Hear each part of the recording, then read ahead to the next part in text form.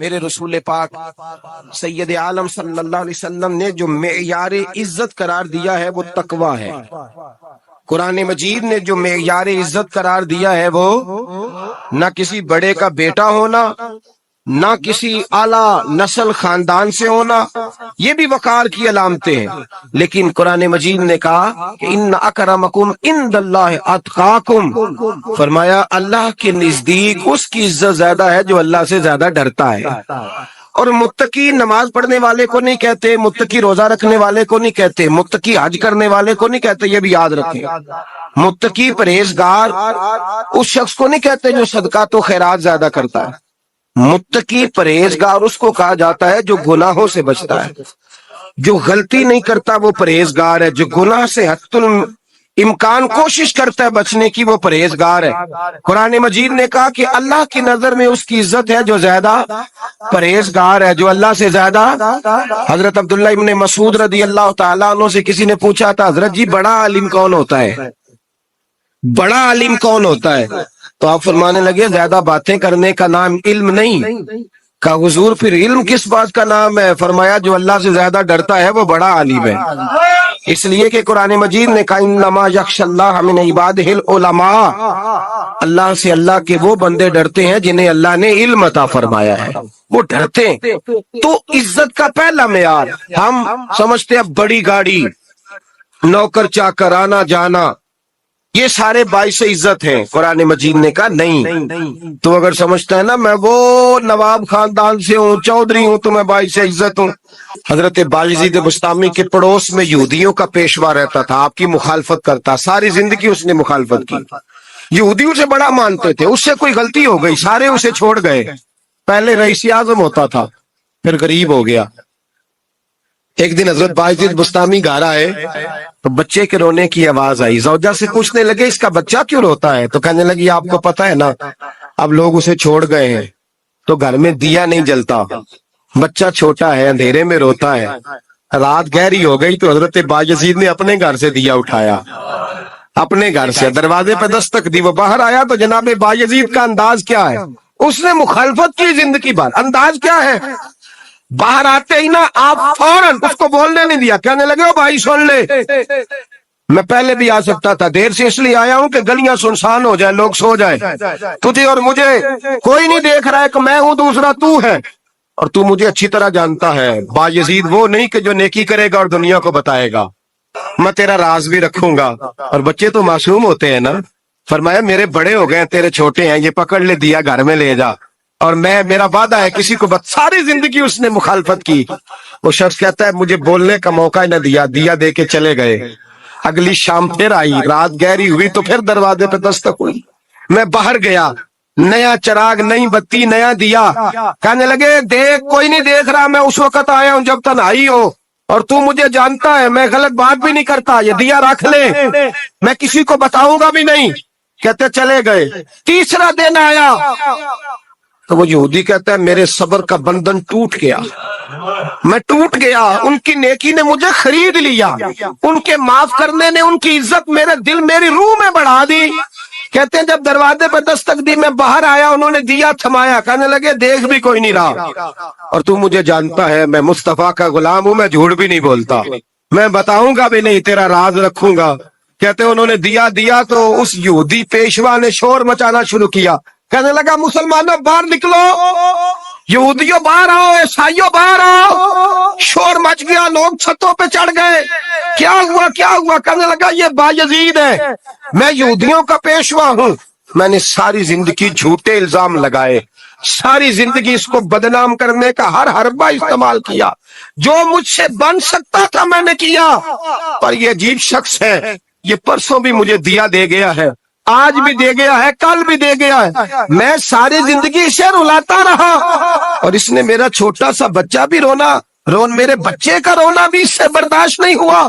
میں تم سب کو گواہ بنا کے کہتا ہوں میں جھوٹا ہوں، بایزید سچے ہیں، ان کا مذہب بھی سچا ہے، قرآن بھی سچا ہے، اسلام بھی سچا ہے، اور جس مصطفیٰ کا یہ کلمہ پڑھتے ہیں وہ محبوب بھی بڑا سچا ہے. یہ سچے دین کے ماننے والے ہیں. کہنے لگے میں تمہیں گواہ بنا کے مصطفیٰ کا کلمہ پڑھتا ہوں اور تمہیں بتاتا ہوں کہ آؤ سارے در رسول پہ جھک جائے۔ بھائی یاد رکھیں، سمجھیں، غور کریں، عزت درگزر سے، اب اس پر میں زیادہ بات نہیں کر سکتا، عزت درگزر سے ملے گی۔ ایک تو آپ کو عزت عاجزی سے ملے گی، تقوی سے ملے گی، عزت درگزر سے ملے گی، عزت قناعت سے ملے گی، عزت کم بولنے سے ملے گی۔ اور اگر زیادہ عزت لینی ہے اور عزت اتنی لینی ہے کہ چھا جاؤ دنیا میں، اگر چھا جانے کا شوق ہو نا تو پھر رب فرماتا ہے میرے مصطفیٰ کی غلامی کر لو، پھر میرے نبی کے ہو جاؤ۔ قل ان کنتم تحبون اللہ فاتبعونی یحببکم اللہ، فرمایا تم میرے نبی کے ہو جاؤ، دنیا بھی تمہاری اور دنیا بنانے والا خدا بھی تمہارا ہو جائے گا۔ تم میرے غلامی مصطفیٰ میں عزت ہے، رسول اللہ کی نوکری میں، اور قسم اللہ کی بڑی عزت ہے، بڑی عزت ہے، بڑا وقار ہے، بڑا پیار، بڑا حسن ہے، بڑی رعنائی ہے، بڑا ٹھہراؤ ہے۔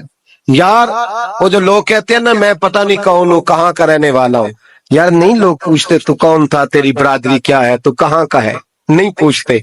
تیرے لبوں پہ اگر ذکر مصطفیٰ ہے تو دنیا تیری غلام ہے، اگر تو حضور کا ہے تو پھر سارے دامن مصطفیٰ سے جو بھی لپٹا وہ یگانہ ہو گیا، اور جس کے حضور ہو گئے اس کا زمانہ ہو گیا، جس کے حضور ہو گئے اس کا، اقبال کہتے ہیں قوت عشق سے ہر پست کو بالا کر دے اور دہر میں اس میں محمد سے اجالا کر دے، اور کی محمد سے وفا تو نے تو ہم تیرے، کی محمد سے وفا تو نے تو ہم تیرے، یہ جہاں چیز ہے کیا لوح قلم تیرے۔ رسول اللہ کی غلامی عزت دیتی ہے، نبی پاک کی نوکری، اللہ کرے آپ بول پڑے آمین کہنا، نبی پاک کی غلامی عزت دے، حضور کی غلامی۔ یار بندہ بالکل بے عمل ہونا، بالکل تو میری طرح داڑھی رکھ کے پگڑی باندھ کے بس میں بھی چڑھ جائے تو کئی لوگ سیٹیں خالی کر دیتے ہیں، کہتے ہیں بزرگوں یہاں آ جائیں، حضرت جی یہاں آ جائیں، تو پھر عزت کس چیز کی ہوئی؟ سنت مصطفیٰ کی ہوئی نا، پھر عزت نبی پاک کی سنت کی ہوئی نا، وقار کی ہوئی نا۔ ایک صاحب، ایک بچے نے داڑھی رکھ لی تو مجھے آ کے کہنے لگے حضرت جی لوگ بڑے بڑے لقب دینے لگے ہیں۔ میں نے کہا کیا؟ کوئی کہتا ہے حضرت صاحب، کوئی کہتا ہے قاری صاحب، کوئی کہتا ہے حافظ صاحب، کوئی کہتا ہے علامہ صاحب۔ تو میں نے کہا تیری موج نہیں بن گئی، 4 سالوں میں حفظ ہوتا ہے، تجھے مفت کا لقب مل گیا ہے، عرصے نظامی 8 سال میں ہوتا ہے، مفت کا علامہ بن گیا ہے، تجھے وقار نہیں دے دیا اللہ تعالیٰ نے، عزت۔ میرے اعلیٰ حضرت فرماتے ہیں عزت در رسول پہ ہے، عزت حضور کی۔ اور اعلیٰ حضرت نے ایک بات لکھی ہے بڑی قیمتی، اور میں نا جب کبھی پریشان ہوتا ہوں نا تو میں یہ والی بات کھول کے پڑھتا ہوں اعلیٰ حضرت، یہ بات ڈھارس بندھاتی ہے، ڈھارس توانائی دیتی ہے، پورا مضمون باندھا ہے۔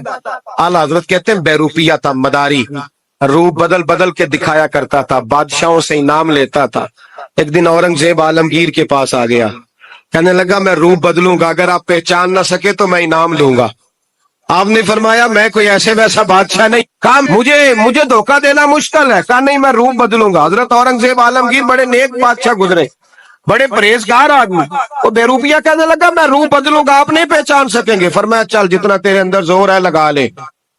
حضرت نے اعلان کیا کہ میں نے فوجی بھرتی کر دیں، 2 ماہ کے بعد ٹیسٹ ہوگا۔ وہ 2 مہینے دوڑتا رہا، رنگ روپ بناتا رہا، آیا ٹیسٹ دینے، 2-3 سپاہیوں کا امتحان لیا، اس کی باری آئی تو 10 روپے دیے، کہنے لگے تیرے آنے جانے کا کرایہ میں نے تجھے پہچان لیا ہے۔ کچھ دنوں کے بعد جانے لگے سفر پر تو بھکاری آ گئے خیرات مانگنے، اس نے بھی سارے منہ پر سیاہی مال لی، کپڑے پھاڑ لیے، سر کے بال منڈا لیے، بویں تک کٹا لی، بدرنگ ہو کے آیا، کاسا آگے کیا تو حضرت نے 10 روپے ڈالے، کہنے لگے تیرے آنے جانے کا کرایہ میں نے پہچان لیا ہے۔ کچھ دن گزرے تو ٹیچر کی ضرورت تھی، اس نے مونچھیں بڑی کر لی، داڑھی نکلی لگا لی، سر پہ جنا کیپ پہن لی، ایک شیروانی لے لی اور ہاتھ میں چھڑی پکڑ کے آیا، کہنے لگا میں استاد ہوں، 2-4 بندوں کا امتحان لیا، اس کی باری آئی تو 5 روپے دیے، 10 روپے دیے، کہا تیرا کرایہ میں نے پہچان لیا۔ 2 سال گزر گئے، وہ جب بھی آتا حضرت پہچان لیتے۔